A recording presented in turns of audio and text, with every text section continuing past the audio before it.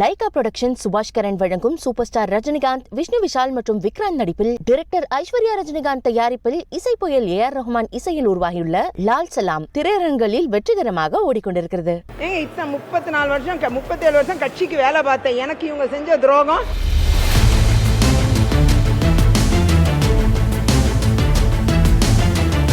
ஒரு தலைமை பதவிகள்னு வந்தா பெண்களுக்கு கொடுக்க கூடாதுங்கிற எண்ணம் தான்.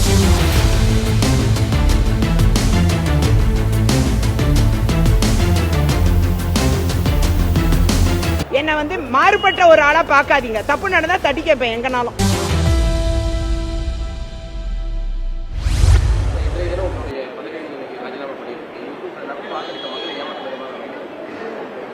முதலாவது காங்கிரஸ் கட்சியிலிருந்து விலகி பாரதிய ஜனதா கட்சியில் நேற்றைய தினம் தலைவர் திரு நட்டா அவர்கள் தலைமையில் பாரத பிரதமர் மோடிஜி அவர்களுடைய வழிகாட்டுதலில் என்னை நான் இணைத்துக் கொண்டேன். பல ஆண்டு காலம் காங்கிரஸ் கட்சியில் பணியாற்றிய நபர் நான். ஆனால் நிறைய நீங்க ரீசன்ட் பாஸ்ட்ல பார்த்திருப்பீங்க, நிறைய பிரச்சனைகள், பெண்களுக்கு உண்டான தளம் என்பது காங்கிரஸ் கட்சியில் மறுக்கப்பட்டதாகவே இருக்கிறது. நான் என்னை ஒருத்திய தவிர வேற யாருமே சட்டமன்ற உறுப்பினர் கூட கிடையாது. கடந்த 14 ஆண்டு காலமா என்ன கூட அவங்க தக்க வச்சுக்க முடியாத அளவுக்கு தான் இன்னைக்கு செயல்பாடுகள் இன்னைக்கு காங்கிரஸ் கட்சியில் இருக்கு. நேஷனல் பார்ட்டி, அங்கிருந்து நான் இன்னொரு நேஷனல் பார்ட்டிக்கு போயிருக்கேன். ஆனா அதே நேரம் அங்குள்ள செயல்பாடுகள் நிச்சயமாக பெரிய சங்கடத்தை, குறிப்பா பெண்கள் அரசியல் தளத்தில் பணியாற்றும் பெண்களுக்கு சிரமத்தை உண்டு பண்றாங்க. அதுல வேற என்ன வழி? லாஸ்டா the recourse is not but to exit மாதிரி ஆயிடுது. ஆனா அதே நேரம் பாத்தீங்கன்னா என்னுடைய உழைப்பு கிட்டத்தட்ட என்னுடைய மாணவர் காங்கிரஸ் பருவத்திலிருந்து நான் காங்கிரஸ் கட்சியில பணியாற்றிருக்கேன். 37 ஆண்டுகள் காங்கிரஸ் கட்சியில தொடர்ந்து பணியாற்றின ஒரு நபர், எந்த கட்சிக்கும் போகாத ஒருவர். ஆனா இப்ப இந்த முடிவுக்கு வரேன்னா நீங்க எல்லாரும் புரிஞ்சுக்கணும், எந்த ஆதாயமும் எதிர்பார்க்காம வேலை பார்த்தவன் நான். ஆனா எவ்வளவு ஒரு சொல்லுன்னா, ஒரு தலைமை பதவிகள்னு வந்தா பெண்களுக்கு கொடுக்க கூடாதுங்கிற எண்ணம் தான் அது தவறானது. ஏன் பெண்களால எதுவும் செய்ய முடியாதா? பெண்களால நிச்சயமா ஏன் ஒரு சட்டமன்ற உறுப்பினரோட நிக்கணுமா? அதுக்கு மேல பெண்களால தலைமை பதவிகளுக்கு மக்களுக்காக பணியாற்ற முடியாதா? நிச்சயமா முடியும்.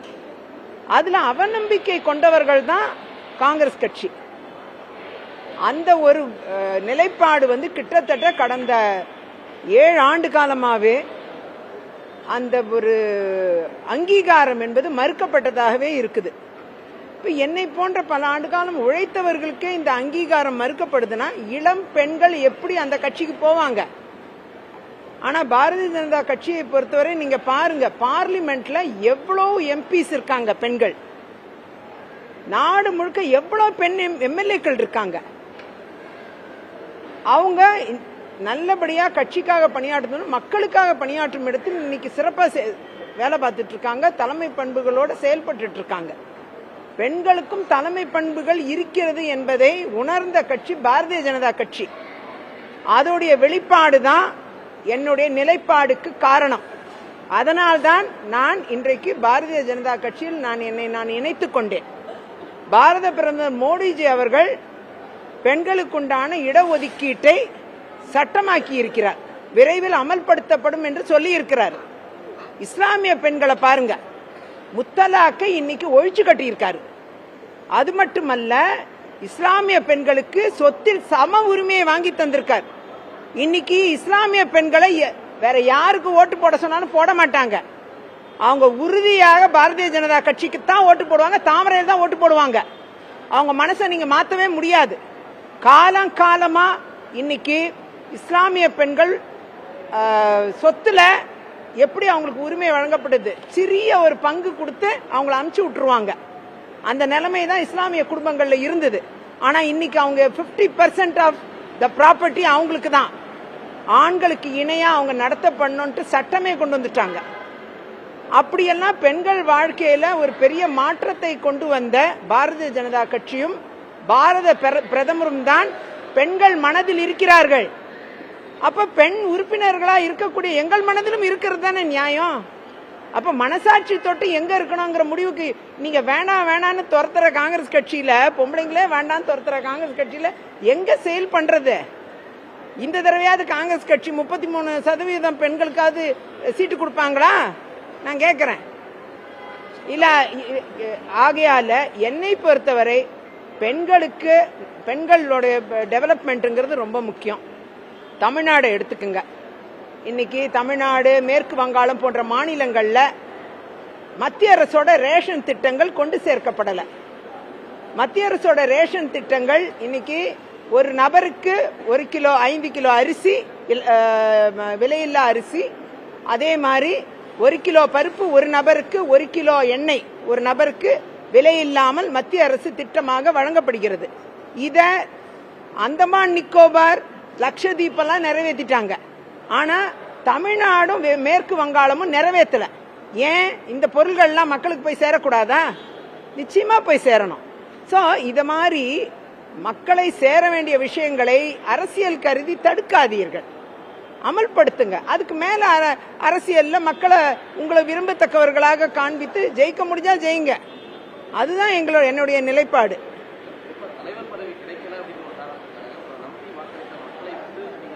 நீங்க நம்பி வாக்களித்தாங்க. நம்பி வாக்களித்த மக்களுக்கு இந்த திட்டங்கள்லாம் போய் சேர மாட்டீங்க. எப்படி கொண்டு சேர்க்கிறது? அப்ப கொண்டு சேர்க்கணும்னா நான் அது நிறைவேற்றின கட்சியோட இருந்து, பாரதிய ஜனதா கட்சியோட இருந்து பயணிச்சாதான் அதை கொண்டு சேர்க்க முடியும். நீங்க குறிப்பா கன்னியாகுமரி மாவட்டத்தை எடுத்துக்குங்க. அங்க நாற்கரை சாலை இதுவரை போடவே முடியல. எந்த எம்பியும் வந்து பண்ணல. இப்ப 4 வருஷமா ஒரு காங்கிரஸ் எம்பி தான் இருக்கிறாரு. அவரும் அதுக்கு எந்த முயற்சியும் எடுக்கல, எதுவுமே பண்ணல. இந்தியாவிலேயே நகாய் சாலை, நாற்கரை சாலை இல்லாத ஒரே பார்லிமெண்ட், ஒரே டிஸ்ட்ரிக்ட் கன்னியாகுமரி தான் இந்தியாவிலேயே. இன்னைக்கு உலக நாடு எங்கும் வந்துருச்சு இந்த நாற்கரை சாலை. ஆனா ஒண்ணுமே கிடையாது அந்த மாவட்டத்துல. அத மாதிரி நிறைய விஷயங்கள் வந்து கொண்டு சேர்க்கப்படாமல் இருக்கிறது. அதை கொண்டு சேர்க்க வேண்டுமானால் அந்த இடத்தில் இருந்தாதான், ஆளுங்கட்சியோட நம்ம பயணிச்சாதான் கொண்டு சேர்க்க முடியும். அந்த ஒரு நிலைப்பாடும் கூட நாட்டின் வளர்ச்சி உலக அளவில் வந்து இன்னைக்கு நம் நாடு வந்து எப்பேற்பட்ட நல்ல ஒரு பெயரை பெற்றிருக்கு. பிரதமர் மோடி அவர்கள் தலைமையில் இன்னைக்கு இந்தியர்கள் வெளிநாடுகளில் பெருமையோடு வாழக்கூடிய இடத்தில் இருந்துட்டு இருக்காங்க. எல்லாரும் பேட்டி கொடுத்துக்கிட்டு இருக்காங்க, எல்லாரும் விட்னஸ் கொடுக்கறாங்க, எவிடன்ஸ் கொடுக்கறாங்க. அதுக்கெல்லாம் அப்படி இருக்கும் பொழுது நிச்சயமாக இன்னைக்கு பாத்தீங்கன்னா நாட்டின் வளர்ச்சி இன்னும் பன்மடங்கு ஆக வேண்டும். தனிநபர் வருமானம் இன்க்ரீஸ் ஆகணும். இதெல்லாம் பண்ண தமிழ்நாட்டில் மிக பின்தங்கி, இப்ப இன்னும் ஒரு 10 வருஷத்துல என்ன ஆகும்னா, இந்த சூழ்நிலை தமிழ்நாடு இப்ப முன்னேறிய மாநிலமா நம்ம நினைக்கிறோம். ஆனா இந்த ஸ்கீம்ஸ் எல்லாம் கரெக்டா போய் சேர்ந்தாதான் அந்த முன்னேற்றம் கண்டினியூ ஆகும். இது போய் சேராத பட்சத்துல தமிழ்நாடு 10 வருஷத்துல பிற மாநிலங்களோட ஒப்பிடும்பொழுது பின்தங்கிய மாநிலமா மாறிடும். இப்படிப்பட்ட சூழ்நிலையில நம்ம மக்களுக்கு நிச்சயமா இது மக்கள் விரோத போக்கு. ஆகையால் வளரக்கூடிய இடத்தில், தமிழ்நாடு வளரக்கூடிய இடத்தில் மத்திய அரசு தன் கவனத்தை செலுத்தி வருகிறது, பாரத பிரதமர் செலுத்தி வருகிறார். ஆகையால் நாம இந்த எங்க இருக்கணுமோ அங்க இருக்கிறோம். அதெல்லாம் இங்க பாருங்க, பதவி அவங்க வந்து எப்பயுமே தர்றது இல்லைங்க. நான் உங்கள்கிட்ட ஏன் போய் சொல்லணும்? பதவி அவங்க பெண்களுக்கே தர்றதில்லை. அதான் முதல்ல இவ்வளவு நேரம் பேசினேன்ல, அவங்க தரமா இருக்கிறாங்க, அது உண்மைதான். அது மட்டுமே காரணம் கிடையாது. அடுத்தது வளர்ச்சியும் கூட, மாவட்டத்தின் வளர்ச்சி, எங்க மாவட்டம் பார்லிமெண்டோட வளர்ச்சி, தமிழ்நாடு எங்கும் இருக்கக்கூடிய வளர்ச்சி, இது எல்லாமே நீங்க பாத்தீங்கன்னா மக்களுக்கு வந்து ஊழலற்ற ஒரு அரசாங்கம். இது எல்லாமே நீங்க பாத்தீங்கன்னா நம்முடைய மாநில தலைவர் திரு அண்ணாமலை அவர்கள் பத யாத்திரை பண்ணி நடைப்பயணம் செய்து மக்களுக்கு புரிய வைத்துக் கொண்டிருக்கிறார். அப்படி அவருடைய சீரிய முயற்சியால் இன்னைக்கு பாத்தீங்கன்னா பெரிய வளர்ச்சியை பாரதிய ஜனதா கட்சி பெற்றிருக்கிறது. இன்னைக்கு அதுவும் ஒரு காரணம். என்னை போன்றவர்கள் பாரதிய ஜனதா கட்சியோடு இணைந்து பயணிக்கணுங்கிற ஒரு முடிவு எடுத்தது, இதெல்லாம் ஒரு ரீசன், காரணம். அந்த வகையில் வந்து நாட்டுக்கும் மக்களுக்கும் நன்மை அளிக்கக்கூடிய ஒரு கட்சியாக தமிழகத்தில் பாரதிய ஜனதா கட்சி வளர்ந்து வருவதை திரு அண்ணாமலை தலைமையில் நாம் கண்கூடாக பார்க்க முடிகிறது. அவர் தான் வந்து இன்னைக்கு எதிர்கட்சியாக இயங்குகிறார், அவர் தான் எதிர்கட்சியாக கேள்வி எழுப்புகிறார். இன்னைக்கு அந்த இடத்துல இன்னைக்கு எதிர்கட்சிகள் யாருமே செயல்படலையே. ஆகையால அவரோட தலைமையில் இன்னைக்கு தமிழ்நாடு நிச்சயமாக பெரிய வளர்ச்சியை வாக்கு சதவீதத்திலும் பெறும் என்பது என்னுடைய ஆழமான கருத்து. இல்ல அது கட்சி மேலிடம் என்ன முடிவு செய்கிறதோ அதற்கு என்னுடைய நிலைப்பாடு அவ்வாறாகத்தான் இருக்கும். அதெல்லாம் நம்ம எந்த இதுவும் சொல்லல. அந்த வகையில நான் விருப்பப்பட்டு நான் பாரதிய ஜனதா கட்சியில் ஒரு தேசிய கட்சி என்ற முறையில் என்னை நான் இணைத்துக் கொண்டேன். பாரத பிரதமர் அவர்களின் சீரிய முயற்சி, நாட்டை வளர்த்தும் சீரிய முயற்சி, அவர் மக்கள் மீது கொண்ட அன்பு பாசம், வயோதிகர்களுக்காக நிறைய திட்டங்களை கொண்டு வந்திருக்காரு, வயசானவங்களுக்கு அந்த திட்டங்கள், பெண்கள், குழந்தைகள் என்று நிறைய ஹெல்த் கேர்லயும் நிறைய பண்ணியிருக்காங்க, மருத்துவத்திலையும். இதெல்லாம் ஆழமா படிச்சு தெரிஞ்சுக்கிட்டு இது எல்லா விஷயங்களும் இன்னைக்கு நாட்டுக்கு காலம் போக போக போக நல்லதை கொடுக்கும். தமிழ்நாட்டில் செயல்படுத்தாதனால உங்களுக்கு எல்லாம் தெரியல. அதை பத்தி தயவு செஞ்சு தமிழ்நாட்டில் தேசிய திட்டங்களை செயல்படுத்துங்க. செயல்படுத்தினா ஆட்டோமேட்டிக்கா உங்களுக்கு எல்லாம் தெரியும் அந்த திட்டங்கள் நல்லதா கெட்டதா. அப்பதான் விவாதத்துக்கு வரும். அப்பதான் அந்த திட்டங்களை பத்தி மக்களுக்கு போய் சேருதான் நம்ம பார்க்க முடியும். ஆகையால நிச்சயமா தமிழ்நாட்டில் தேசிய திட்டங்களை கொண்டு வரக்கூடாதுன்னு நினைக்கிறதே ஒரு தவறான ஒன்று. அதெல்லாம் இன்னும் எனக்கு தகவல் தெரியாது. அது இருப்பாங்க, சிலர் இருப்பாங்க, அது எனக்கு தெரியல. இனிமேதான் அது உங்களுக்கு சர்ப்ரைஸா எல்லாம் சொல்லுவாங்க.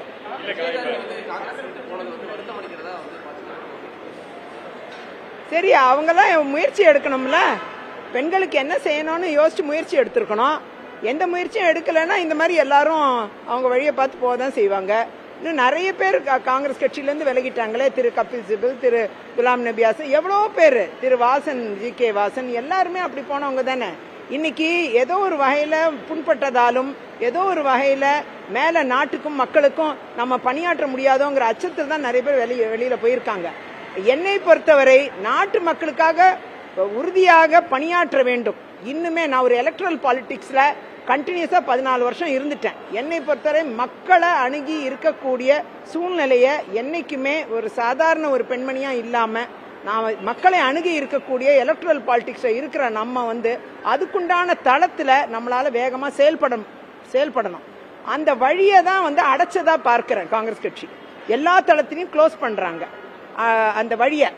ஆகையால என்னை பொறுத்தவரை பாரதிய ஜனதா கட்சியில் பெண்களுக்கு அந்த வழி என்பது மிக நீண்ட வழியாக, விசாலமான வழியாக, இன்னும் பயணிக்கக்கூடிய நிறைய நல்ல அம்சங்களோட இருக்கு. அதனால நிச்சயமா அதிகமான பெண்கள் பாரதிய ஜனதா கட்சியை நோக்கி பயணிக்கக்கூடிய சூழ்நிலை மென்மேலும் ஏற்படும். நிறைய பேர் வருவாங்க.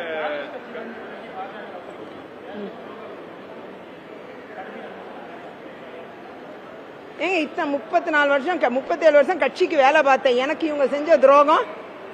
பாரதிய ஜனதா கட்சிக்கு நான் விலகி போறேன் நியூஸ் 2 வாரமா நீங்க எல்லாம் போட்டுக்கிட்டே இருக்கிறீங்க.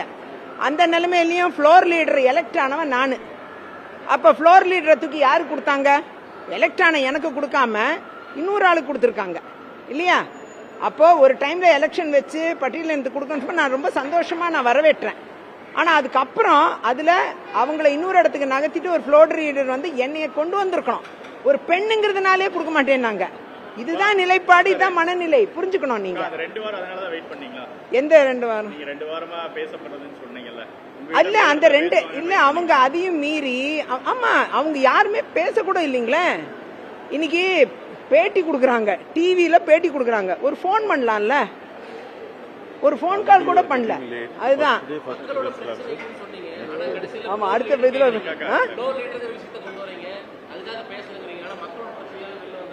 மக்களோட பிரச்சனைக்காக இல்ல, அதுவும் ஃப்ளோர் ஆமா இங்க இருப்பேன். நீங்க ஃப்ளோர் லீடரை பொறுத்த வரைக்கும் ஃப்ளோர் லீடர் ஆகுறதும் மக்கள் பிரச்சனைக்காக தான், மக்கள் பிரச்சனை பேசுறதுக்கு தான்.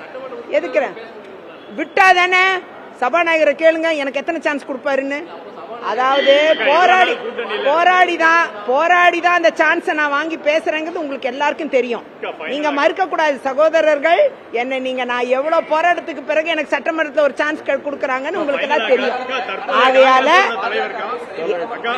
சொல்லுங்க என்ன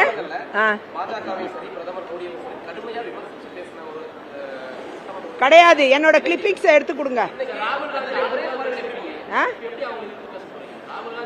இல்லையே, நான் இங்க பாருங்க, நான்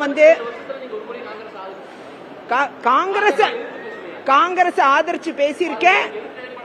இல்ல நான் அந்த நேரத்துல உள்ள நிலைப்பாட நிச்சயமா எடுத்திருக்கேன். அதெல்லாம் மாற்று கருத்துல நான் ஒரு ஸ்போக்ஸ் பர்சனா இருந்தவ. ஆனால் அதே நேரம் ஒரு தவறு நடக்கிறதுனா அதை தட்டி கேட்கிற இடத்துல நான் இருந்திருக்கேன் எப்பயுமே. ஓகேயா? அதனால இப்பயும் நீங்க என்ன மாறுபட்ட ஒரு ஆளா பாக்காதீங்க. தப்பு நடந்தா தட்டி கேட்பேன் எங்கனாலும். தற்போதைய காங்கிரஸ் தலைவர் செல்வபிரந்தை என்ன சொல்லியிருக்காரு, நீங்க திரும்ப வருவீங்கன்னு பதிவு பண்றாரு. சேம் டைம் நீங்க போனனால ஒன்னும் பாதிப்பு இல்லைன்றாரு. காங்கிரஸ் சிறப்பா இருக்கின்ற. சரி, அது அவங்க நிலைப்பாடு. நான் அதை ஒன்னும் சொல்றதுக்கு இல்ல. அவர் இப்பதான் தலைமை பதவி ஏத்திருக்காரு. அவரை நான் விமர்சனம் பண்ணி பாவம் கஷ்டப்படுத்த வேண்டாம். அந்த வகையில அது அவங்க நிலைப்பாடு. அவங்க சொல்லிட்டு இருக்கட்டும், எனக்கு பிரச்சனை இல்லை. என்னை பாரதிய ஜனதா கட்சி என்னை ஆதரித்து எனக்கு நல்ல முக்கியத்துவம் கொடுத்து எனக்கு மரியாதை கொடுக்கறாங்க. அது மட்டுமல்ல, மக்கள் தளத்தில் பணியாற்ற எனக்கு வாய்ப்புகளை தருவாங்க. அதுவே எனக்கு சந்தோஷமானதா நான் பார்க்கிறேன்.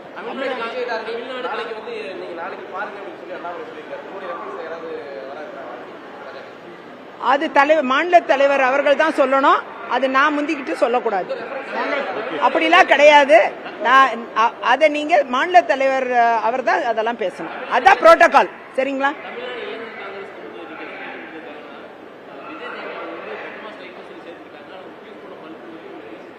அவங்க என்ன வேணா விமர்சனம் பண்ணிட்டாங்க. பெட்டர் மார்க்ஸ் லைட் ஃபியூஸ் பண்ண பல்பா இருந்தா இவ்வளவு மீடியா போட்டு நீங்க என்ன கேள்வி கேட்பீங்களா? இன்னைக்கு சூப்பரா எரியுற எல்இடி லைட்டு அப்படிங்கறதுனால தான் இவ்வளவு மீடியா நிக்கிறீங்க. நல்லா புரிஞ்சுக்கணும். புரியுதா?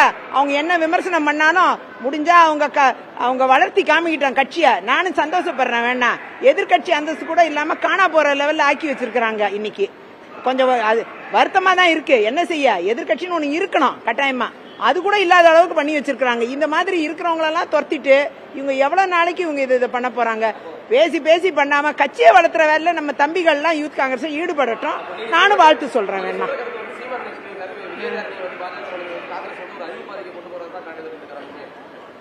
அழிவுப்பாதை பரவாயில்ல. அண்ணன் சீமான் நல்லா புரிஞ்சுக்கிட்டாரு. காங்கிரஸ் அழிவுப்பாதைக்கு போகுதுங்கிறது அவர் இப்ப ஒத்துக்கிட்டாரு. சட்டமன்றத்தில் இத்தனை நாள் எங்களுக்கு ரொம்ப கஷ்டப்பட்டு தான் நான் பேசினேன் அப்படின்னு சொல்றீங்க. அப்ப நீங்க கூட்டணியில தான் இருந்திருக்கீங்க. காங்கிரஸ் ஆமா வாய்ப்பு இடையூறு பண்ணிச்சா? இல்ல, சபாநாயகரே திமுக சார்ந்தவர் தான். ஆனா நான் அப்படி சொல்லக்கூடாது. இருந்தாலும் சபாநாயகர் அவர்கள் ரொம்ப ஒரு போராட்டத்துக்கு பிறகுதான் ஒரு சான்ஸே கொடுப்பாரு. அவரு அதுலதான் எனக்கு அதுலயும் நிறைய சிரமங்கள். போராடிதான் ஒரு வாய்ப்பை பெறணும். அப்படி ஒரு சூழ்நிலை. நீங்க பல நேரங்கள் என்னுடைய போராட்டத்துக்கு பிறகு என்னுடைய ஸ்பீச் நல்லா இருந்திருக்கிறத நீங்க பாத்திருக்கீங்க. நான் ஒரு போராளி. அதை நீங்க ஒத்துக்கிறீங்களா இல்லையா? ஒத்துக்கிறீங்கல்ல? அப்ப விடுங்க, பாத்துக்கலாம்.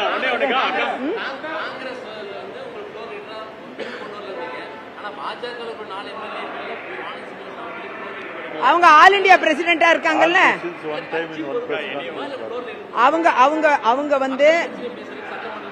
ஆமா, அவங்க மக்கள் இல்ல, அவங்க மக்கள் பிரச்சனையை சூப்பரா நல்லா பேசிட்டு இருக்காங்க. சகோதரி வானதி அவர்கள் அவங்க ஆல் இண்டியா மகிழா மோர்ச்சாவோட பிரசிடென்டா இருக்காங்க. அதே காங்கிரஸ்ல all India Mahila Morcha president vacancy வந்தப்ப அடுத்த போஸ்ட்ல இருக்க ஜெனரல் செக்ரட்டரி நான் ஆல் இண்டியால.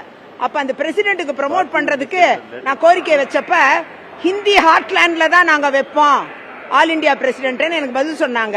எனக்கு ரொம்ப வருத்தமா தான் இருந்துச்சு. ஏன்னா நம்ம கட்சி போய் இந்திய ஹார்ட்லேண்ட் தான் கொண்டு வருவேன்னு சொல்றாங்களேன்னு ரொம்ப வருத்தப்பட்டேன். ஆனா இங்க பாரதிய ஜனதா கட்சியில தமிழ்நாட்டுல இருந்து ஒருத்தரை all India president Mahila Morcha president ஆக்கியிருக்காங்க. அப்ப யார் பெண்களுக்கான நலனை யார் பாக்குறா? அங்கதானே நீங்க எடுத்துக்கணும், கோடிட்டு பார்க்கணும். ஆகையால் ஃப்ளோர் லீடர் ஒருத்தர் வேலை பார்க்கலாம், இன்னொருத்தர் ஆல் இண்டியா பிரசிடென்டா இருக்கலாம். ரெண்டும் சூப்பரா இருக்கு.